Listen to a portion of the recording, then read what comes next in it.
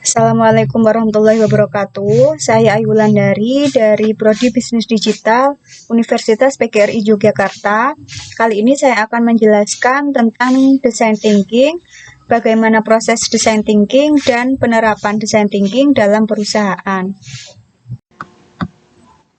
Design thinking adalah metode yang digunakan untuk memecahkan suatu masalah yang kompleks, utamanya untuk mencari solusi yang paling efektif dan efisien. Design thinking merupakan suatu proses untuk memunculkan ide-ide penting dalam memecahkan masalah-masalah real. Proses ini telah membuat banyak bisnis memiliki pelanggan-pelanggan yang puas dan loyal, serta membantu banyak wirausahawan dari seluruh dunia untuk memecahkan masalah-masalah dengan solusi baru yang inovatif dalam mengembangkan produk, layanan, proses kerja, dan juga model bisnis, karena prosesnya terbukti mampu menghasilkan inovasi yang disenangi oleh customer, berupa terobosan dan juga menguntungkan dari sisi bisnis. Design thinking ini tidak menghabiskan energi untuk membahas suatu masalah, tetapi fokus mencari solusi. Design thinking adalah tentang bagaimana kita mencari solusi, bukan hanya menggunakan logika, tapi juga imajinasi, intuisi, dan penalaran sistemik. Design thinking ini penting untuk dilakukan karena keputusan dibuat berdasarkan apa yang benar-benar diinginkan oleh pelanggan, bukan hanya dari data historis maupun asumsi. Boleh dikatakan cara berpikir desain ini sebagai pendekatan inovasi yang menggabungkan cara berpikir rasional dan dengan cara berpikir intuitif. Dengan demikian, desainer dapat menghasilkan sebuah produk atau layanan yang disukai oleh banyak user. 5 tahapan design thinking. Ada banyak sekali variasi terkait proses atau tahapan dalam melakukan design thinking. Salah satunya yang paling populer adalah proses 5 tahap yang dikembangkan oleh Stanford University. 5 tahap dalam proses tersebut adalah empathy, define, idea, prototype, dan testing. Mempraktekkan kelima tahapan ini akan membantu kita untuk mengaplikasikan kreativitas dalam menyelesaikan permasalahan real secara efektif. Mari kita bahas tahapan-tahapannya. Yang pertama adalah empathy. Tahapan pertama adalah empathize atau empati dengan pengguna. Artinya, pada tahapan ini kita harus mengenal dan memahami keinginan, kebutuhan, serta apa tujuan user ketika menggunakan sebuah produk. Selama fase ini, kita juga harus bisa mengesampingkan asumsi untuk mengumpulkan insight sebanyak mungkin tentang user.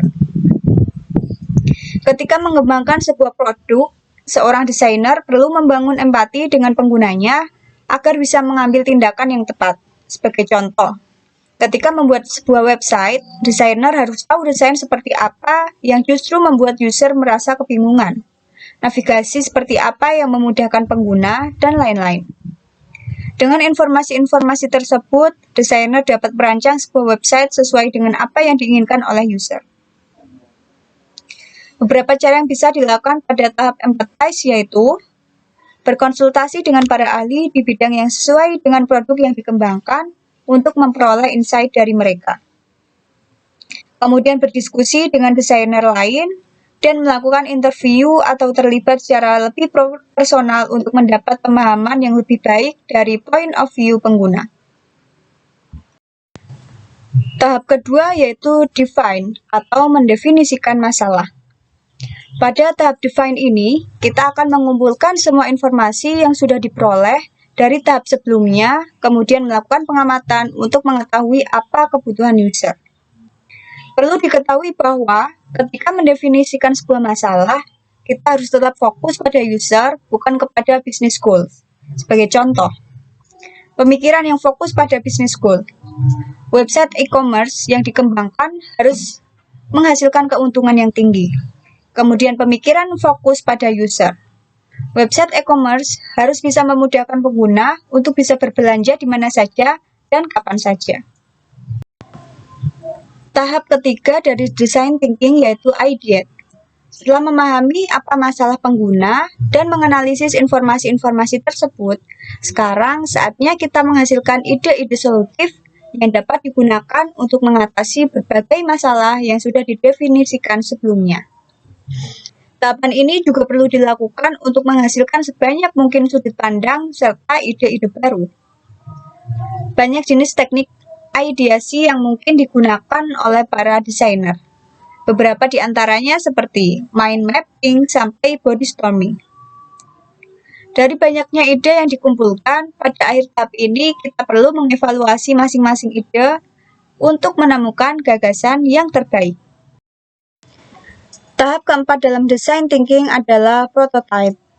Secara garis besar, prototype merupakan produk yang kita kembangkan dengan versi yang diperkecil atau bisa juga dikatakan sebagai versi simulasi atau sampel. Biasanya, desainer akan membuat prototype dalam bentuk sketsa, digital mockup, paper mockup, atau yang lain. Dengan prototype ini, desainer dapat menguji ide dan desain yang dibuat. Selain itu, pembuatan prototipe ini akan memberikan kita beberapa keuntungan lain, yaitu memperoleh perkiraan bagaimana user akan berinteraksi dengan produk yang kita kembangkan. Dapat mengidentifikasi apakah ada masalah pada fungsi atau desain produk, serta lebih mudah untuk mengetahui desain seperti apa yang dapat berfungsi dengan baik. Tahap design thinking yang terakhir adalah tes atau pengujian yang akan dilakukan. Setelah proses pengujian, kita akan melihat bagaimana target user kita berinteraksi dengan prototipe yang sudah kita buat sebelumnya. Selain itu, tahap pengujian juga akan menghasilkan feedback yang berharga untuk meningkatkan performa dari produk tersebut. Pengujian ini perlu dilakukan untuk mendeteksi kesalahan dan masalah kegunaan sejak awal. Meskipun demikian, kita perlu ketahui bahwa setiap pengujian ini tidak selalu menjadi tahap terakhir dalam design thinking. Hal tersebut terjadi karena setelah melalui proses pengujian, kita dapat mengidentifikasi masalah-masalah yang tidak terpikirkan sebelumnya, sehingga kita harus kembali lagi ke tahap-tahap sebelumnya. Pada dasarnya, tim akan terus melakukan proses ini untuk menyelesaikan masalah yang ditemukan dan produk yang dikembangkan sesuai dengan apa yang diharapkan. Dengan demikian, ketika produk yang kita rilis ke publik, produk sudah terbebas dari bug serta sesuai dengan ekspektasi target user kita. Contoh penggunaan design thinking dalam sebuah studi kasus. Yang pertama, kita tentukan dulu empathize untuk mencari masalah. Melalui observasi sederhana dari orang yang beraktivitas pagi, biasanya ditemukan masalah seperti jalanan padat, waktu tempuh menjadi lama, panik, transportasi umum terbatas, tidak nyaman, penuh sesak, halte transportasi umum jauh, dan bahkan harus naik berkali-kali agar sampai.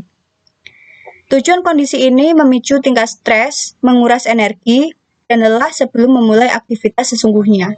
Ditambah lagi, banyak di antaranya tidak sempat sarapan, bahkan sarapan pagi cenderung terbatas variannya. Semua masalah tersebut pilih dan fokus pada masalah serupa. Kemudian proses define. Contoh yang pertama adalah masalah transportasi. Ditemukan masalah yang berkaitan dengan transportasi. Adalah jalanan padat, waktu armada terbatas, jarak ke daerah jauh, dan tidak nyaman. Maka ide bisnis yang menjadi solusi dari masalah tersebut adalah dibutuhkan mekanisme transportasi yang cepat, mudah didapat, banyak ditemukan, dan nyaman. Selanjutnya, tahap prototype. Ilustrasikan ide bisnis tadi ke dalam sebuah sketsa atau produk sederhana yang mewakili solusi utama dari masalah tersebut. Contohnya berupa platform pemesanan transportasi secara online. Contoh kasus penerapan solusi ini ada pada perusahaan Gojek. Gojek dipilih karena merupakan transportasi yang ramping, fleksibel, dan ekonomis untuk menghadapi kondisi kepadatan jalan. Model aplikasi dipilih agar mempermudah pemesanan dalam genggaman. Semakin detail prototipe akan memperjelas bentuk visual ide bisnis. Terakhir yaitu tahap tes, untuk menguji prototipe tersebut berfungsi baik dan memiliki peminat tinggi. Dipasangnya masih lanjut dengan data yang sama dari kendala orang yang beraktivitas pagi dengan contoh desain yang kedua adalah masalah makan pagi hari, terdapat 5 masalah yang berhubungan dengan makan pagi, yaitu tidak sempat, waktu terbatas, dan lelah pagi hari. Ide bisnis yang didapat dari rumusan tersebut adalah dibutuhkannya makanan pagi yang cepat, praktis, bervariatif, dan bisa menambah energi. Proses prototipe diilustrasikan membuat makanan praktis hanya dengan digenggam, dengan proses penyajian cepat dan cukup mengenyangkan, serta bentuk skor yang mudah ditemukan, seperti pada pusat transformasi umum, dan terakhir selalu melakukan tes untuk dicoba apakah produknya sudah sesuai dari segi kualitas, keamanan, makanan, serta minat konsumen.